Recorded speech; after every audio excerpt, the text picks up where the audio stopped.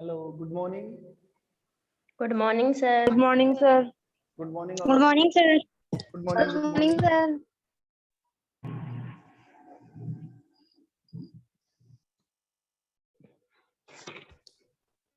हाँ, अब सबसे पहले मेरे को ये बताओ, आवाज सुनाई दे रही है? ऐसे कैसे है? Yes yes sir. Sir. Board दिख रहा है बिल्कुल? Yes sir. लिखा हुआ दिख रहा है? Yes sir. बताओ क्या लिखा हुआ है ये? No sir. अनु अनुमापन विधि। अनुमापन विधि। अनुमापन विधि। आवाज आ रही है ना? Yes Yes. सर। ठीक है, चलो क्लास स्टार्ट करते हैं। क्लास स्टार्ट करें उससे पहले मैं आपको बता दूं, थोड़ी सी जानकारी दे दूं कि रासायनिक अभिक्रिया की विशेषता हम पढ़ रहे थे। और रासायनिक अभिक्रिया की विशेषता 5-6 पॉइंट हमने तैयार कर लिया था। और लास्ट पॉइंट पर जो मैंने क्लास ऑफ की थी, तो ये वाला पॉइंट था अभिक्रिया को संतुलित करना। अभिक्रिया को संतुलित करना। और किसी भी रासायनिक अभिक्रिया को संतुलित करने की विधि को क्या बोला जाता है? अगर आप उसको अंग्रेजी में बोलना चाहोगे तो hit and trial method. Hit and trial method. और अगर उसका हिंदी कन्वर्जन चाहते हो तो फिर उसका नाम है अनुमापन विधि। अनुमापन विधि। 2 या 3 रिएक्शन मैंने बैलेंस करके भी सिखाया था आपको, या बैलेंस करके दिखाया था। अब मैं कुछ नहीं करने वाला, मैं थोड़ी देर यानी कि ज्यादा टाइम तो नहीं लूंगा, 10 से 15 मिनट कुछ रिएक्शंस है उनको बैलेंस करना है, फिर हम आगे बढ़ते इस टॉपिक को कंटिन्यू करेंगे। तो एक रिएक्शन डाल रहा हूं मैं, एक या 2-3 रिएक्शन डाल रहा हूं, आपको बैलेंस करना है उनको। ठीक है, सबसे पहले जो रिएक्शन है वो है FeSO4। FeSO4 ferrous sulphate. अगर इसको गर्म किया जाए, फेरस सल्फेट को हाँ बेटा, क्लियर नहीं दिख रहा। दिखाई नहीं दे रहा क्या? Yes sir. सभी को ही नहीं दे रहा? यस दे रहा है। Yes sir. यस सर, नहीं दिखाई दे रहा। विशेष नहीं दिख रहा? जागृति? दिख रहा है नहीं सर। सर, नहीं। कई बच्चों को तो दिख रहा है, ये क्या चक्कर है? नंदिनी दिख रहा है कि नहीं दिख रहा? ये सर मेरे को भी नहीं दिखाई दे रहा। ये 6 5 का मुझे नहीं पता। अब बेटा, क्लियर नहीं दिख रहा सर। दिख नहीं, क्लियर नहीं दिख रहा? Yes sir. देखो थोड़ा सा वेट करो बेटा, थोड़ा देखिए जूमिंग होता है, कैमरा जूम करता है ना तो वो ऑटोमेटिक सेट हो जाएगा, उसकी जो क्लैरिटी है थोड़ा सा देखो, यस सर। ये ऑटोमेटिक होगा। FeSO4। FeSO4 क्या है? ये कौन सा यौगिक है? ये है फेरस सल्फेट।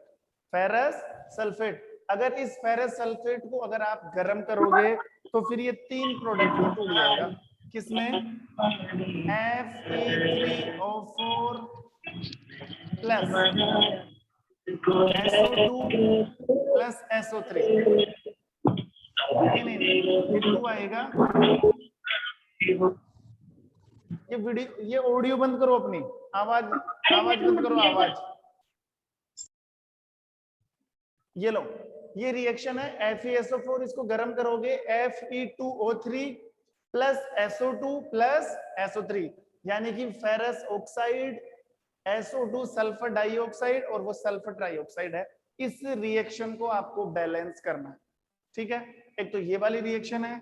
दूसरी रिएक्शन अगर मैं और डालूं तो वो है NaOH plus NaOH plus H2SO4, तो क्या बनेगा? Na2SO4 plus H2O plus H2O। तीसरी रिएक्शन में और डालूं, चलो कोई नहीं, पहले आप 2 रिएक्शन बैलेंस करो फिर आगे और डालता हूं। Your time start now. करो, सिर्फ 2 मिनट का टाइम है, 2 मिनट का। और चेक कर लेना किस किस का सही आता है, और वो भी ईमानदारी से देख कर नहीं।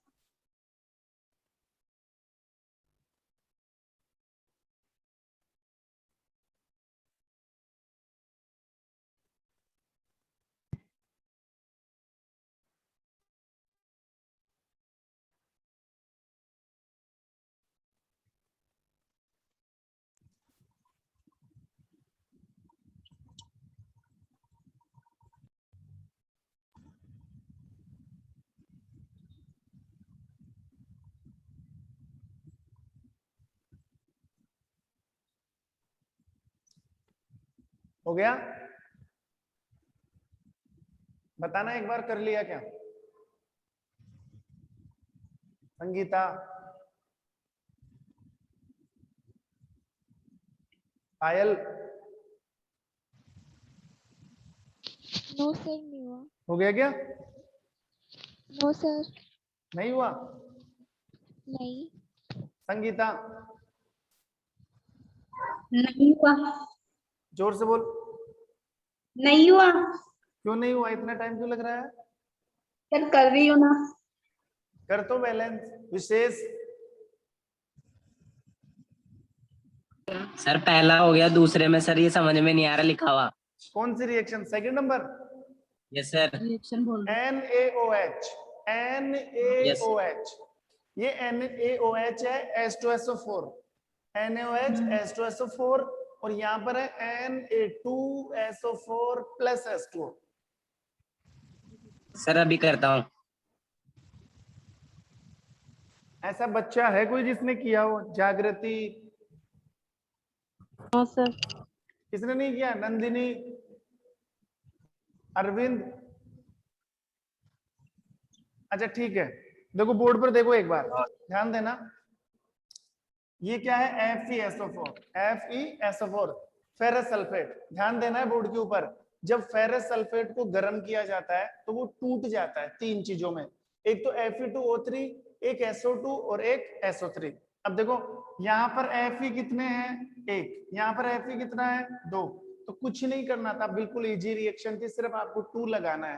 तो यहाँ से देख लेते, अगर यहाँ पर 2 है तो यहाँ पर भी क्या लगा दो? 2 लगा दो। बाकी पूरी रिएक्शन बैलेंस है, अब कुछ करना ही नहीं है आपको। देखो कैसे, Fe इधर 2 है, इधर Fe 2 हो गए, ठीक है। इधर ऑक्सीजन कितने हैं? ऑक्सीजन के नीचे 4 लगा हुआ, 4, तो 4 दूनी 8। ये 2 पूरे फॉर्मूले के ऊपर है, ये 2 इस पूरे फॉर्मूले के ऊपर लगा हुआ है। तो ऑक्सीजन कितने हो गए? 4। तो ये रहे, 4 को 2 से मल्टीप्लाई करोगे तो कितना हो जाएगा? 8। अब आपको उधर जाके देखना है 8 ऑक्सीजन है कि नहीं है। तो 3 तो ये रहे, 3 ये रहे, कितने हो गए? 6, और 2 ये रहे, कंप्लीट है। ऑक्सीजन बैलेंस है, Fe बैलेंस है, ऑक्सीजन बैलेंस है। बचा कौन? सल्फर। तो सल्फर कितने हैं? सल्फर यहाँ पर 1 है और इसके आगे क्या लगा हुआ? 2। इसका मतलब सल्फर कितने हो गए? 2 हो गए।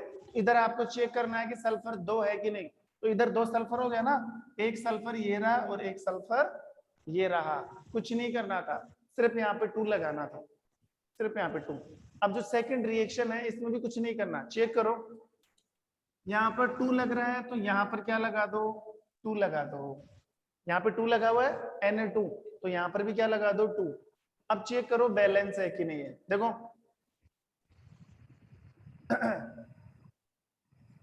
यहाँ पर सोडियम कितने हैं? 2। यहाँ पर भी सोडियम कितने हैं? 2। मतलब सोडियम तो बैलेंस हो गया। अब पकड़ लो ऑक्सीजन को, ऑक्सीजन कितने हैं चेक करो। तो ऑक्सीजन के आगे 2 लगा हुआ है, तो 2 ऑक्सीजन तो ये रहे और 4 ऑक्सीजन ये रहे, दिख रहा है? 2 ऑक्सीजन तो ये रहे और 4 ऑक्सीजन ये रहे। तो क्रिया कारकों में ऑक्सीजन कितना हो गया? 4 और 2 6। अब उधर चेक करो 6 ऑक्सीजन है कि नहीं। तो 4 तो ये रहे और 1 ये रहा, मतलब बैलेंस नहीं है।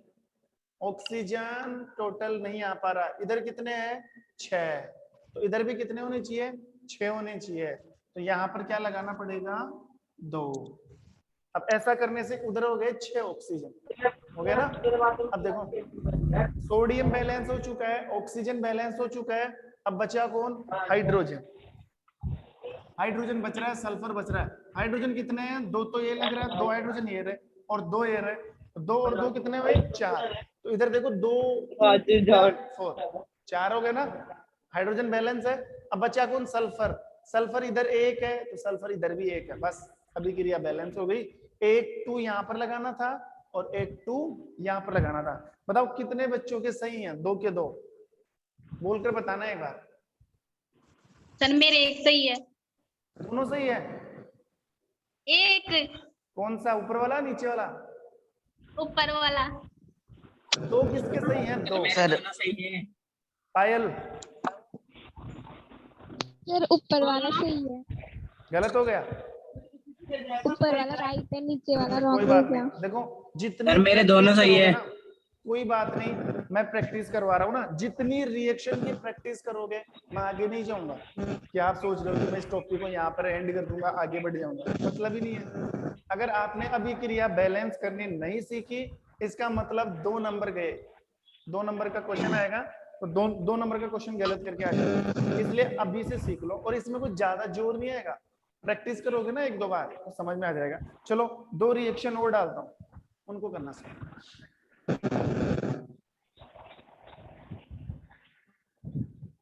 एक रिएक्शन है बेरियम क्लोराइड BaCl2, BaCl2, इसकी रिएक्शन करवानी है सल्फ्यूरिक एसिड से H2SO4, H2SO4। इधर जाके क्या बन रहा है? इधर जाके बन रहा है BaSO4, BaSO4 प्लस HCl। एक तो ये वाली रिएक्शन, और एक रिएक्शन आपको करनी है HNO3 प्लस CaOH का होल ट्वाइस। ये तो क्या है? नाइट्रिक एसिड, और ये क्या है? Calcium hydroxide. इन दोनों की अभिक्रिया करवाते हैं। आपको ये नहीं, ज्यादा दिमाग नहीं लगाना अभी, ना अपना दिमाग खराब ना बोले सर क्या करवा रहे। हमें तो बैलेंस करना सीखना है। कोई भी रिएक्शन हो गया, हमें उससे कोई मतलब नहीं है, पता नहीं क्या मिला रहा, मैं यहाँ पे क्या मिला रहा हूँ, उधर क्या बना रहा हूँ, उससे मतलब नहीं है। फिलहाल आपको इतना सा नोटिस करना है कि वी विल स्टडी और बैलेंसिंग ऑफ रिएक्शन। हम इस समय ये स्टडी कर रहे हैं कि अभिक्रिया को कैसे बैलेंस किया जाता है। आपको सिर्फ इन नंबरों से मतलब होना चाहिए। देखो ठीक है, अब इनमें क्या बनेगा? कैल्शियम नाइट्रेट का होल ट्वाइस, CaNO3 का होल ट्वाइस, और ये बन गया H2। जिसने ये दोनों रिएक्शन बैलेंस कर दी ना, तो समझ लो उसको बैलेंस करना आ गया। अब कितनी रिएक्शन मैंने समझा दी, करो करो बैलेंस।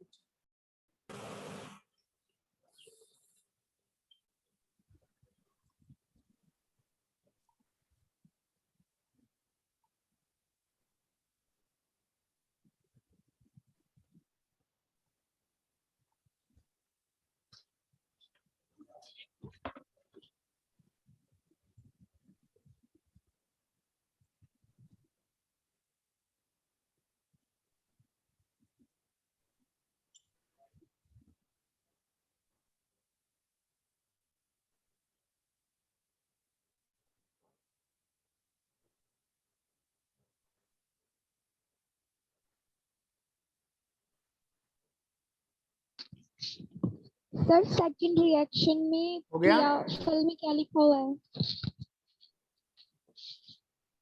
हो गया? सर सेकंड रिएक्शन बोलना एक बार।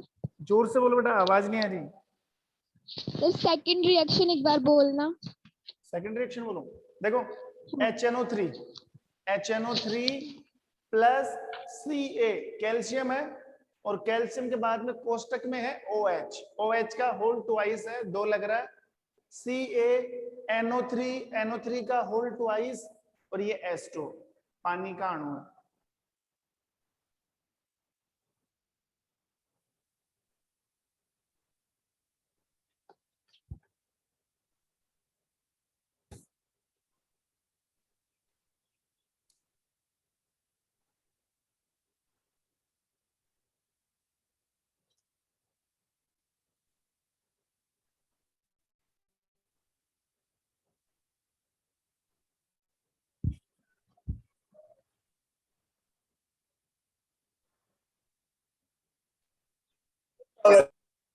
हो गया?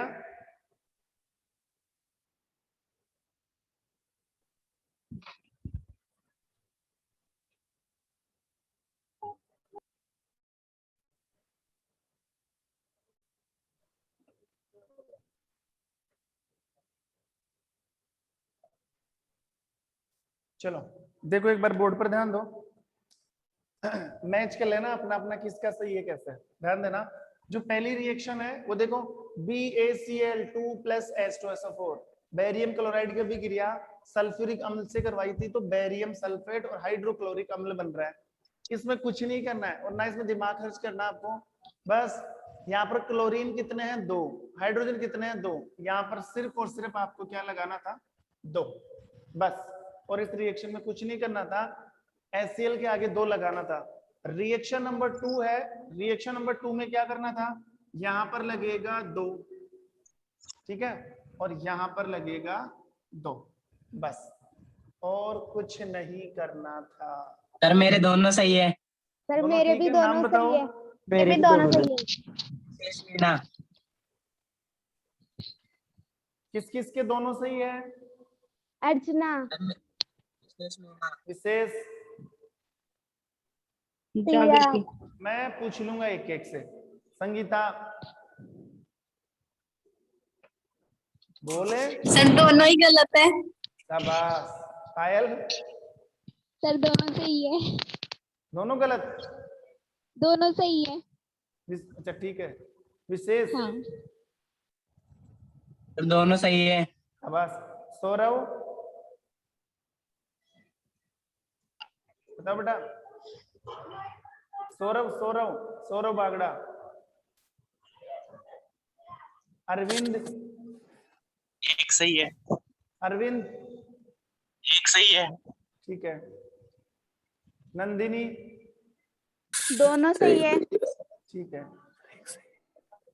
अंजलि, सही है सर। ओके। अक्षिता, नहीं गलत है। देखो ये वाला टॉपिक था अभिक्रिया को संतुलित करना। इसके अलावा देखो अभी मैं बैलेंस करवाऊंगा नहीं, टाइम खर्च होता है इसके अंदर। अब एक काम, नोट्स मिल गए थे आप लोगों को? नोट्स के अलावा Yes, sir. हाँ, सर, मिल नोट्स के गए थे अलावा तभी जो लिए। Yes, sir. ओबीटी क्वेश्चन मिलेंगे ना, उसमें मैं कम से कम 10 Yes, या sir. 20 रिएक्शन लिखूंगा। 10 या 20 रिएक्शन जो कि Yes, अनबैलेंस sir. होगी, इनबैलेंस होगी। कुछ कह रहे हो? Okay sir. चलो अब वॉइस म्यूट करो वॉइस को। देखो कम से कम 10 या 15 रिएक्शन लिख दूंगा मैं, और सारी की सारी रिएक्शन इनबैलेंस। आपको बैलेंस करना है और उनका आंसर भी भेजना है। किस पर भेजोगे? व्हाट्सएप ग्रुप पर। मैं स्कॉलर ईआरपी पे नहीं डालूंगा होमवर्क, वो खुलता ही नहीं है, क्योंकि स्कॉलर ईआरपी में जो फाइल है वो स्टोर नहीं हो पाती। तो आपको होमवर्क देखना है व्हाट्सएप ग्रुप पर, ओबीटी क्वेश्चन देखना है व्हाट्सएप ग्रुप पर, और जो क्वेश्चंस के सॉल्यूशन भेजोगे ना वो भी व्हाट्सएप ग्रुप पर। ठीक है, चेक करूंगा मैं एक एक का। चलो आगे बढ़ते हैं। Point number 7। अभिक्रिया के कितने पॉइंट हो चुके हैं? 6। इस क्वेश्चन को पूरा करते हैं अभी। आवाज बंद करो। आवाज आ रही है? सिया, देखो पॉइंट नंबर 7 बोर्ड पर नोटिस करो सब। पॉइंट नंबर 7, पॉइंट नंबर 7 ये है, ध्यान देना।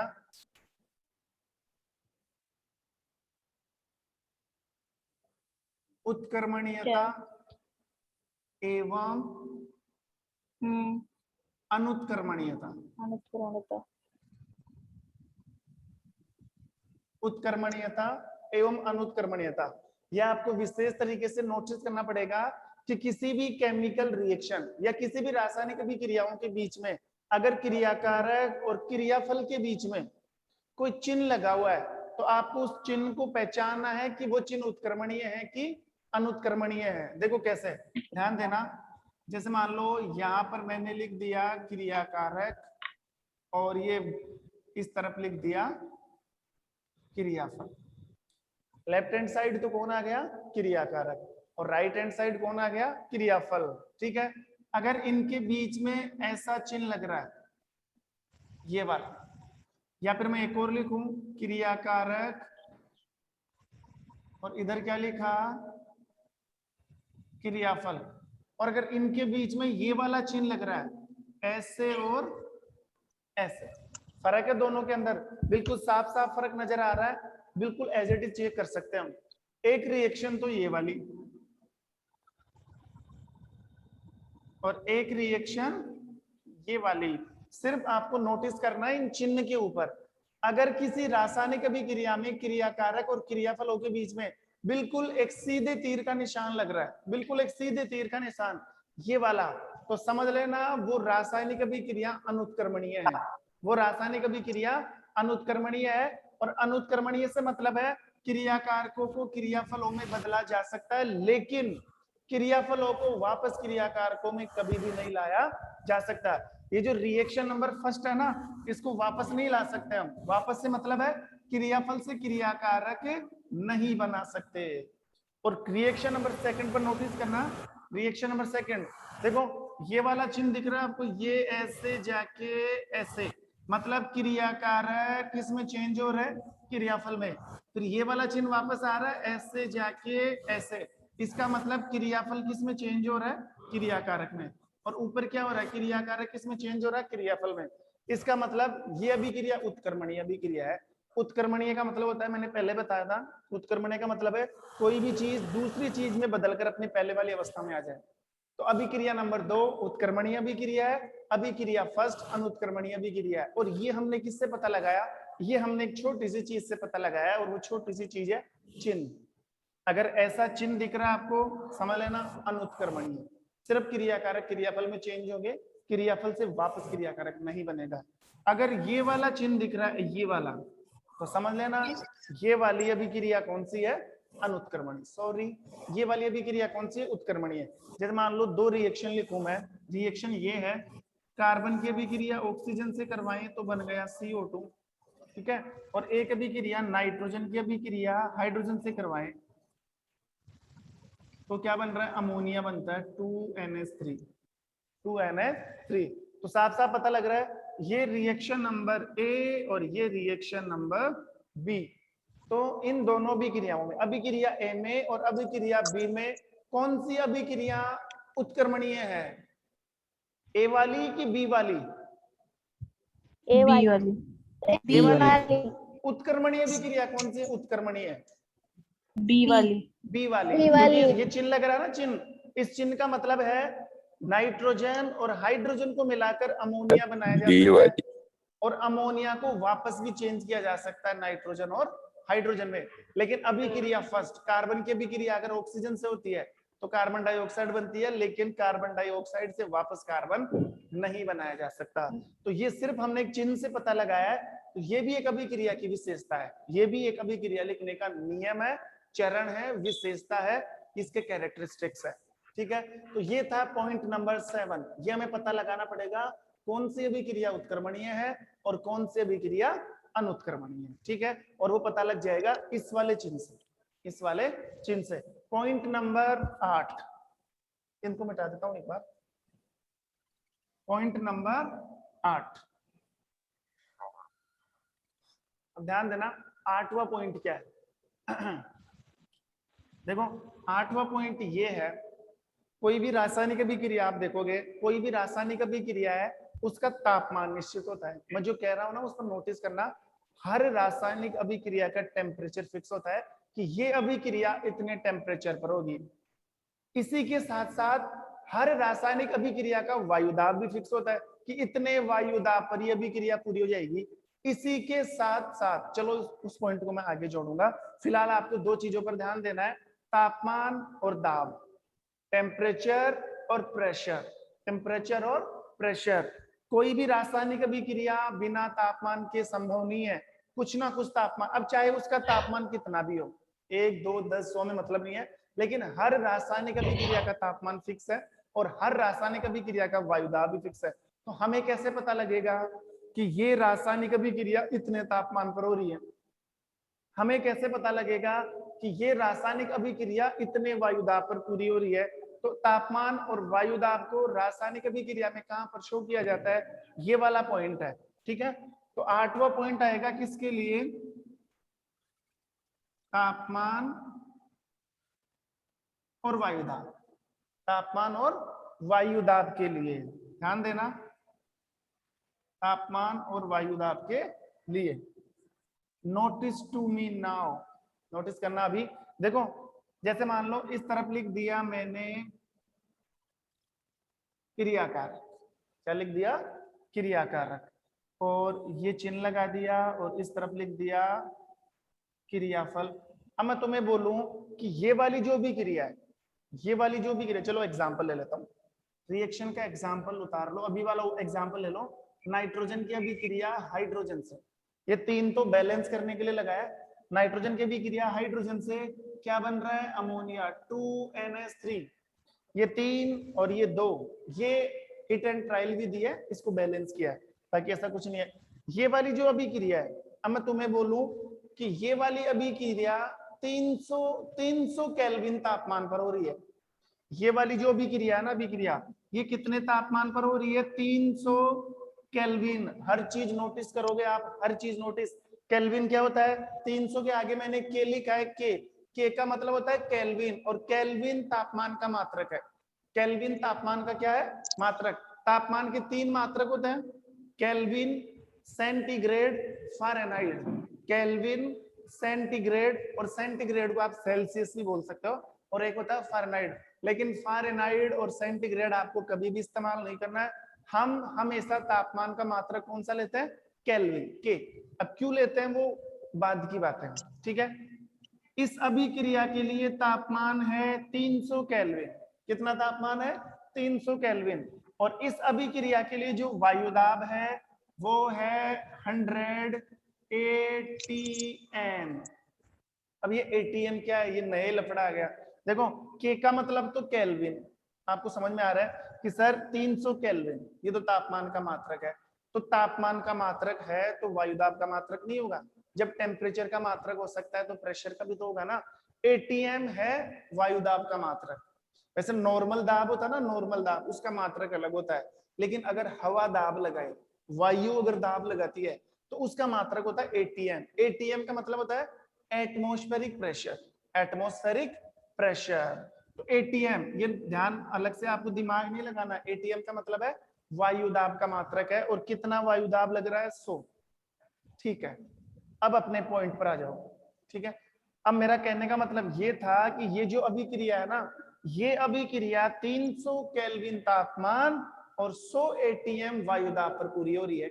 अब आप, मेरा कहने का मतलब ये है कि इस 300 को और इस 100 को कहां पर लिखोगे, 300 को और 100 को कहां पर लिखा जाएगा, बस यही पॉइंट था। ये जो पॉइंट नंबर 8 है ना, ये पॉइंट नंबर 8 इसीलिए चीज के लिए आया है कि हमें किसी रासायनिक अभिक्रिया को तापमान कहाँ शो करना है और किसी रासायनिक अभिक्रिया का वायुदाब कहां पर बताना है, बस यही चीजें हमें शो करनी है। तो देखो ये तो क्रियाकारक, ये क्रियाफल। अब कोई सोच रहा है सर वायुदाब को यहाँ पर लिख देते हैं 300 + 100, गलत है। टेम्परेचर को और प्रेशर को, यानी कि तापमान को और वायुदाब को कभी भी क्रियाकार को और क्रियाफलों के साथ नहीं लिखा जाता। तो फिर कहां पर लिखेंगे, इनकी लिखने की जो जगह होती है ना, तापमान और वायुदाब की, इनकी लिखने की जगह होती है तीर का निशान, तीर का निशान। सुन लो, समझ लो, नोटिस कर लो, परख लो। किसी भी रासायनिक अभिक्रिया में अगर तापमान और वायुदाब दिया हुआ है तो उनको कभी भी क्रियाकारक क्रियाफलों के साथ नहीं लिख सकते, उनको ना तो इधर लिखेंगे ना इधर लिखेंगे।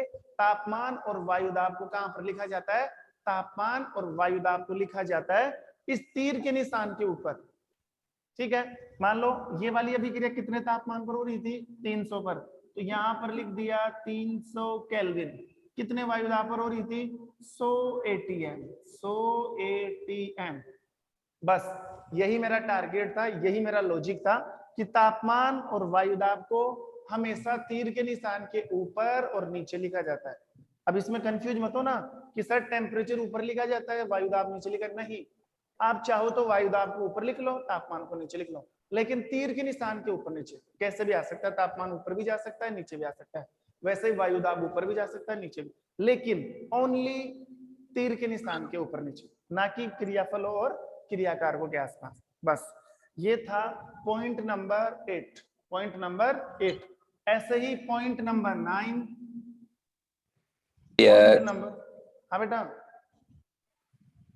क्या हुआ, कुछ पूछना है, चलो आगे देखो। पॉइंट नंबर 9, और पॉइंट नंबर 9 है उत्प्रेरक। पॉइंट नंबर 9 क्या है, उत्प्रेरक। अब ये मेरी स्पेशल रिक्वेस्ट है आप लोगों से, इस वाले पॉइंट को ध्यान से समझोगे क्योंकि ये अपने आप में एक जबरदस्त टॉपिक है। उत्प्रेरक क्या चीज है? हो सकता है कुछ स्टूडेंट ने पहले सुन रखा होगा उत्प्रेरक क्या है, उत्प्रेरक किसे कहते हैं, और किसी रासायनिक अभिक्रिया में उत्प्रेरक को कहां पर लिखा जाता है। उत्प्रेरक को कहां पर लिखा जाता है ये तो बाद की बात है, पहले ये तो समझोगे ना कि उत्प्रेरक क्या चीज है, उत्प्रेरक क्या चीज है। तो ध्यान देना,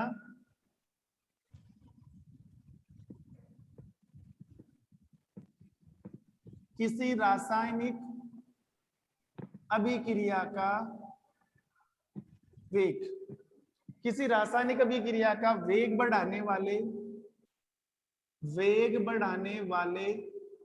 कारक को, किसी रासायनिक अभिक्रिया का वेग बढ़ाने वाले कारक को क्या बोला जाता है? उत्प्रेरक बोला जाता है। क्या बोला जाता है? उत्प्रेरक। नोटिस करना, हर चीज नोटिस कीजिएगा। देखो ये क्रिया कारक और ये बन गया क्रियाफल और ये हो गया क्रियाफल। ठीक है, मैं कोई रिएक्शन ले लेता हूं और रिएक्शन मैंने ले ली Mg प्लस O2 2MgO, इधर 2 लगा दो बैलेंस करने के लिए। यह भी क्रिया है, तो हमें करना क्या है, पहले तो उत्प्रेरक को समझना है और फिर हमें ये बताना है, जैसे तापमान और वायु दाब को बताया था ना, तीर के निशान के ऊपर नीचे लिखा जाता है, वैसे ही उत्प्रेरक को अभिक्रिया में कहां पर लिखा जाता है। पहले ये समझो उत्प्रेरक क्या चीज है। किसी रासायनिक अभिक्रिया का वेग बढ़ाने वाले कारक को, देखो उत्प्रेरक वो चीज है, उत्प्रेरक वो पदार्थ है, उत्प्रेरक वो कारक है जिसको आपने किसी रासायनिक अभिक्रिया में डाल दिया तो वो अभिक्रिया की स्पीड बढ़ा देता है।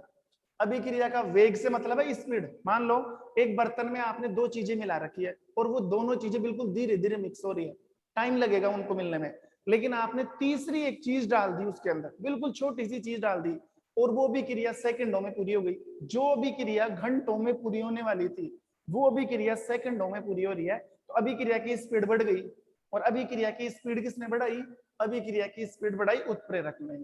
ठीक है, तो उत्प्रेरक एक ऐसी चीज है जो अभिक्रिया की स्पीड को क्या कर देती है? बढ़ा देती है। ऐसे ये स्पीड बढ़ा देती है। अब ये भी ध्यान रखना, हर रासायनिक अभिक्रिया का उत्प्रेरक फिक्स होता है, सबका उत्प्रेरक फिक्स है। जैसे ये वाली अभिक्रिया है, इसका उत्प्रेरक कोई और होगा, कोई दूसरी अभिक्रिया आएगी उसका उत्प्रेरक अलग होगा। उत्प्रेरक अभिक्रिया विशिष्ट होता है, उत्प्रेरक सब अभिक्रियाओं का उत्प्रेरक एक नहीं होता, हर अभिक्रिया के लिए उत्प्रेरक फिक्स है। हमें ऐसा लग रहा है कि कोई रासायनिक अभिक्रिया बहुत धीरे धीरे हो रही है तो उसमें उत्प्रेरक डाल दो, वो फटाफट पूरी हो जाएगी, लेकिन कौन सा उत्प्रेरक? वो सब चीजें पहले से फिक्स हो चुकी है, सब चीजें चेक कर चुके हैं वैज्ञानिक, इसमें हमें अलग से दिमाग नहीं लगाना। तो ध्यान दोगे आप, उत्प्रेरक किसी रासायनिक अभिक्रिया का वेग बढ़ाने वाला कारक है और उत्प्रेरक को कहां पर लिखा जाता है? उत्प्रेरक को भी से समझ में आ गया होगा आपको, उत्प्रेरक को भी तीर के निशान के ऊपर या नीचे लिखा जाता है। यहां पर सेट किया जाता है उत्प्रेरक को। मान लो ये वाली अभिक्रिया है, मैग्नीशियम और ऑक्सीजन की अभिक्रिया है। मान लो मैग्नीशियम और ऑक्सीजन बहुत धीरे धीरे मिल रहे हैं आपस में, अगर आपको इनको जल्दी से मिलवाना है तो मान लो इसमें एक उत्प्रेरक डाल दिया मैंने Ni, एक उत्प्रेरक डाल दिया Ni। Ni क्या है? मेटल है, मेटल निकल। उत्प्रेरक कुछ भी हो सकता है, उत्प्रेरक कोई गैस भी हो सकती है, ठोस भी हो सकता है, द्रव भी हो सकता है, साथ ही साथ उत्प्रेरक धातु भी हो सकती है, अधातु भी हो सकती है और उपधातु भी, लेकिन उत्प्रेरक फिक्स होता है। फिक्स से मतलब है ये जो Ni उत्प्रेरक है ना, ये इसी अभिक्रिया में काम में आएगा, ये दूसरे अभिक्रिया के काम में नहीं आएगा। फिलहाल मेरा टारगेट ये था कि उत्प्रेरक को अभिक्रिया में कहां पर सेट किया जाता है, और मैंने बता दिया उत्प्रेरक को भी तीर के निशान के ऊपर अरेंज किया जाता है। ये लो पॉइंट नंबर 9। पॉइंट नंबर 8 उत्क्रमणीय अनुत्क्रमणीय वाला, पॉइंट नंबर 7 था। पॉइंट नंबर 8 टेम्परेचर और प्रेशर के लिए, और पॉइंट नंबर 9 उत्प्रेरक के लिए। लास्ट पॉइंट है, लास्ट एंड फाइनल पॉइंट है इस टॉपिक का। देखो पॉइंट नंबर 10, पॉइंट नंबर 10 10वां, और वो है ऊष्माक्षेपी और ऊष्माशोषी अभिक्रिया के लिए। वेरी इंपॉर्टेंट टॉपिक बच्चों, ऊष्माक्षेपी और ऊष्माशोषी अभिक्रिया, ऊष्माशोषी और ऊष्माक्षेपी अभिक्रिया। देखो ऊष्माक्षेपी और ऊष्माशोषी से मतलब ये है कि हमें इस चीज का भी ध्यान लगाना होता है, हमें इस चीज को भी नोटिस करना होता है कि कौन सी अभिक्रिया ऊष्माक्षेपी है, कौन सी अभिक्रिया ऊष्माशोषी है। मैं पूछूं बताओ ये अभिक्रिया जो मैग्नीशियम वाली रिएक्शन है ये ऊष्माक्षेपी है कि ऊष्माशोषी है, एक्सोथेरेमिक है कि एंडोथेरेमिक है। ये वाली अभिक्रिया नाइट्रोजन हाइड्रोजन वाली अभिक्रिया ये ऊष्माक्षेपी है कि ऊष्माशोषी है, नहीं पता लग रहा, नहीं पता लग रहा ना। अभी एक ऐसी ट्रिक बताऊंगा आप फटाफट पता लगा सकते हो कि कौन सी ऊष्माक्षेपी है और कौन सी ऊष्माशोषी है। लेकिन ये बाद की बात है, पहले हमें ये समझना पड़ेगा कि ऊष्माक्षेपी अभिक्रिया किसे कहते हैं और ऊष्माशोषी अभिक्रिया किसे कहते हैं। देखो अब ऊष्माक्षेपी ये तो पढ़ा हुआ ना, 8वीं क्लास में पढ़ गए हो। ऊष्माक्षेपी, ऊष्मा का मतलब तो होता है हीट, गर्मी, तापमान जो भी है, और शेपी का मतलब होता है उत्सर्जन। शेपी का मतलब उत्सर्जन। अगर किसी रासायनिक अभिक्रिया में ऊष्मा का उत्सर्जन हो रहा है, अगर किसी रासायनिक अभिक्रिया में ऊष्मा निकल रही है तो समझ लेना कौन सी अभिक्रिया है, ऊष्माक्षेपी। अगर ऊष्मा का क्या हो रहा है, उत्सर्जन, ऊष्मा निकल रही है। अब हमें कैसे पता लगेगा कि ऊष्मा निकल रही है, हमें ऐसे पता लगेगा कि वो बर्तन गर्म हो जाएगा। आपने एक बर्तन ले लिया, एक बीकर ले लिया, उसमें 2 चीजें डाल ली, थोड़ी देर के बाद में अगर वो बर्तन गर्म हो गया, बहुत ज्यादा गर्म हो गया, इसका मतलब ऊष्मा निकली है, इसका मतलब ऊष्मा निकली है। तो आपको देखते समझ आना चाहिए, उसको छूते ही समझ आना चाहिए बर्तन गर्म होने का मतलब है दैट इज कॉल्ड एक्सोथेरेमिक। कौन सी रिएक्शन है वो, ऊष्माक्षेपी, मतलब ऊष्मा का उत्सर्जन हुआ है, उत्सर्जन हुआ है बर्तन में और उसी ऊष्मा से वो बर्तन क्या हो चुका है, गर्म हो चुका है। 2 तरीके से पता लगा सकते हैं, तो बर्तन गर्म हो गया, और एक अभी मैं लिखकर भी बताऊंगा आपको कि कैसे पता लग सकता है कि ये ऊष्माक्षेपी है या ऊष्माशोषी। अब जब ऊष्माक्षेपी का मतलब होता है ऊष्मा का निकलना, तो ये आप समझ चुके होंगे उल्टा होता है ऊष्मा का अवशोषण। शोषी, शोषना, अवशोषण करना। यहाँ पर क्या होता है, ऊष्मा का अवशोषण। और ऊष्मा का अवशोषण से मतलब है वो बर्तन ठंडा हो जाएगा। अगर आपने एक बीकर ले लिया, उसमें 2 चीजें मिला दी, बर्तन बहुत ज्यादा ठंडा हो चुका है, पहले की तुलना में बहुत ज्यादा ठंडा हो चुका है, इसका मतलब उस बर्तन में जितनी भी ऊष्मा थी ना उसको अवशोषित कर लिया गया है। अवशोषित करने से बर्तन कैसा हो चुका है, ठंडा। अगर बर्तन, हाँ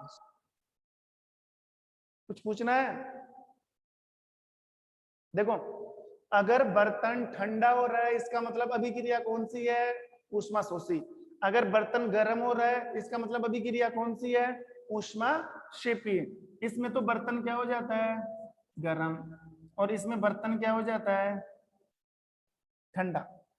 ऐसे पता लगा सकते हैं। लेकिन ये तो एक प्रैक्टिकल की बात है, ये तो हम करके देखें, लेबोरेटरी में जाए, 2 चीजें मिलाकर देखे, फिर वेट करें कि बर्तन गर्म होगा कि ठंडा।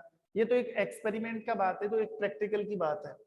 हमें थ्योरेटिकल देखना है कि कौन सी विक्रिया ऊष्माक्षेपी है और कौन सी विक्रिया ऊष्माशोषी है। तो ध्यान देना, देखो समझना, नोटिस करना।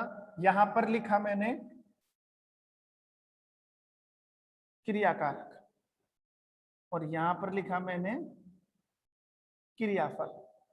अब अभिक्रिया ऊष्माशोषी है, ऊष्माक्षेपी है कि ऊष्माशोषी है, कहां पर शो करेंगे उसको। जैसे उत्प्रेरक को तीर के निशान के ऊपर नोटिस किया था, ये कहां पर लिखी जाएगी, तो लिखी कैसे जाएगी पहले तो मैं आपको समझा दूं। अगर अभिक्रिया ऊष्माक्षेपी है, अगर अभिक्रिया ऊष्माक्षेपी है तो प्लस का निशान लगता है, किसका निशान लगता है, प्लस का। और अगर अभिक्रिया ऊष्माशोषी है तो माइनस का निशान, इसमें कौन सा निशान, प्लस का निशान। अगर अभिक्रिया ऊष्माक्षेपी है तो प्लस का निशान, अगर अभिक्रिया ऊष्माशोषी है तो माइनस का निशान। कहां पर, क्या ये भी तीर के निशान के ऊपर नीचे लिखे जाएंगे, नहीं। अभिक्रिया का ऊष्माक्षेपी ऊष्माशोषी होना तीर के निशान के ऊपर नीचे नहीं लिखा जाता है, ये लिखे जाते हैं क्रियाफलों के आगे। मैं क्रियाकारकों की बात नहीं कर रहा, क्रियाफलों के आगे। ये कहां पर लिखे जाएंगे, क्रियाफलों के आगे। और अकेला प्लस माइनस से नहीं लिखा जाएगा, प्लस माइनस, प्लस का मतलब है ऊष्माक्षेपी, माइनस का मतलब है ऊष्माशोषी। प्लस माइनस तो अभिक्रिया को इंडिकेट कर रहे हैं कि ऊष्मा निकल रही है कि ऊष्मा अवशोषित हो रही है। ऊष्मा निकलने का मतलब प्लस, ऊष्मा अवशोषित होने का मतलब माइनस। कितनी ऊष्मा निकली वो भी लिखा जाएगा आगे, कितनी किलो कैलोरी ऊष्मा निकल रही है। मान लो प्लस के आगे लिख दिया 502 kilo calorie, 502 kilo calorie, 502 kilo calorie, 502 bundle में समझ लेना इसको, 502 किलो कैलोरी, ठीक है। ऐसे ही माइनस के आगे लिखा जाएगा 502 किलो कैलोरी पर मोल, किलो कैलोरी पर मोल। यानी कि एक मोल में से अगर प्लस के आगे 502 लिखा हुआ है, प्लस के आगे 502 लिखा हुआ है, तो समझ लेना हर एक मोल में इतनी ऊष्मा उत्सर्जन हो रही है, निकल रही है, और बर्तन गर्म होता जा रहा है। अगर माइनस के आगे 502 लिखा हुआ है, जरूरी नहीं 502 आए, कितनी भी ऊष्मा निकल सकती है, 1000, 300, 400, 412, 600 ऊष्मा तो कितनी निकल जाए। हमें प्लस माइनस से समझना है। प्लस का मतलब है ऊष्मा निकली है, और माइनस का मतलब है ऊष्मा का उत्सर्जन हुआ है। उत्सर्जन होने का, सॉरी, माइनस का मतलब है ऊष्मा का अवशोषण हुआ है। अवशोषण होते ही बर्तन ठंडा हो जाएगा, उत्सर्जन होते बर्तन क्या हो जाएगा, गर्म हो जाएगा। तो प्लस और माइनस शो करना हमें, और वो भी कहां पर, क्रियाफलों के आगे, क्रियाफलों के आगे। जैसे मैं आपको समझाता हूं एक रिएक्शन लिखकर, यहां पर लिख देता हूं,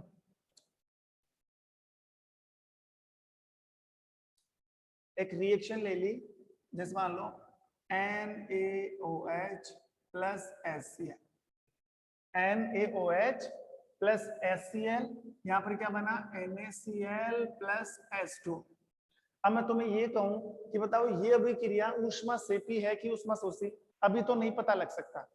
हाँ, इन दोनों को किसी बर्तन में डाल के देख लो, NaOH और HCl को किसी बर्तन में डाल के देख लो। अगर बर्तन ठंडा हो रहा है तो ऊष्मा शोषी, अगर बर्तन गर्म हो रहा है तो ऊष्मा सेपी। तो हर बार हम क्लास में पढ़ रहे हैं, कहाँ से बर्तन लाएंगे, कहाँ से ये यौगिक लेके आएंगे, बर्तन तो मिल भी जाए लेकिन ये कंपाउंड मिल ही नहीं सकते हमें। तो इसको थ्योरेटिकल तरीके से कैसे पता लगाएं, बिना एक्सपेरिमेंट कैसे पता लगाएं, बिना एक्सपेरिमेंट पता लगा सकते हैं ना, कैसे लगा सकते हैं, इन प्लस माइनस से पता लगा सकते हैं। तो प्लस और माइनस शो करना आपको अहेड बाई प्रोडक्ट, क्रियाफलों के आगे, क्रियाफलों के आगे।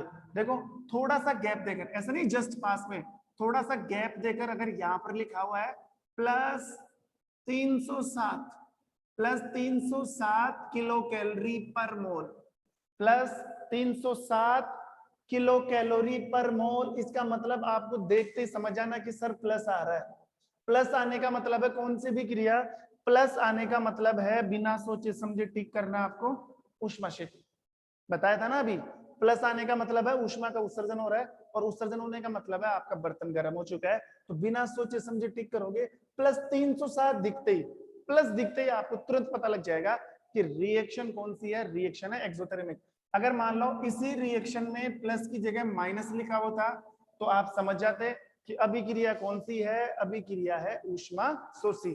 अगर रिएक्शन में उत्पादों के आगे प्लस लिखा हुआ है तो ऊष्मा क्षेपी, उत्पादों के आगे माइनस लिखा हुआ है तो ऊष्मा शोषी। ये लो, ये पूरे 10 पॉइंट कंप्लीट करवा दिए मैंने किसके, किसी रासायनिक अभिक्रिया लिखने की विशेषता। तो 10 के 10 पॉइंट तुम्हारे सामने आ चुके हैं। एक बार एक काम करो, सबके सब अपना वीडियो ऑन करो जल्दी से, फटाफट वीडियो ऑन करो सारे के सारे।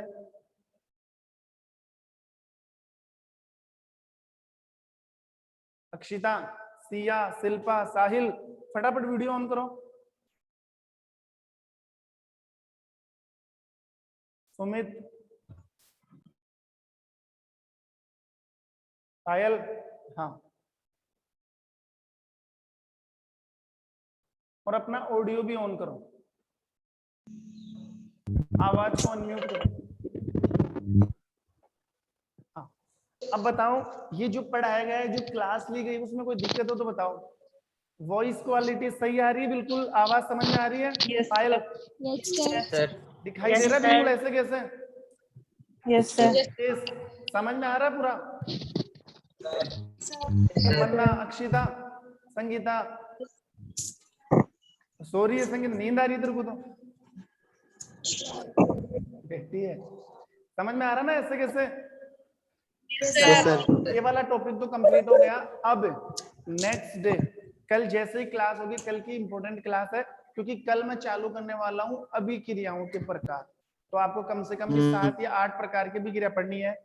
अब सॉरी, बहुत सारी अभिक्रिया, संयोजन, वियोजन, विस्थापन, द्विविस्थापन, ऑक्सीकरण, अपचयन, ये सारी रिएक्शन पढ़नी है आपको।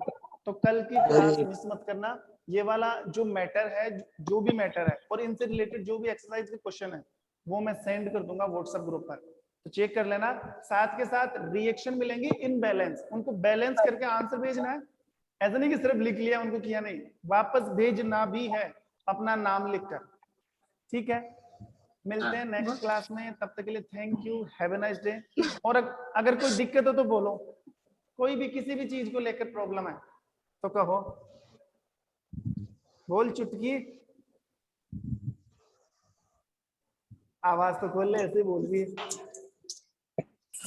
नहीं है ना, टाइम की बात नहीं है, सब सब्जेक्ट समझ में आ रहा है।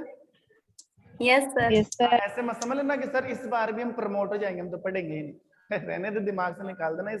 इस बार एग्जाम होगी और वो भी सीबीएसई, एनसीईआरटी है तुम्हारा सिलेबस, छोटा मोटा सिलेबस नहीं है कि राजस्थान बोर्ड काम चल गया वो तो। और एनसीईआरटी कॉपियां कैसे चेक, इसलिए तो मैं एक एक चीज क्लियर कर रहा हूँ, किसका तापमान क्या है, किसका क्या है, हर चीज समझानी पड़ती है इसमें, क्योंकि कोई सा भी क्वेश्चन बन सकता है। चलो कोई प्रॉब्लम नहीं है, ठीक है, थैंक यू, बात करते हैं नेक्स्ट क्लास में। Thank you sir.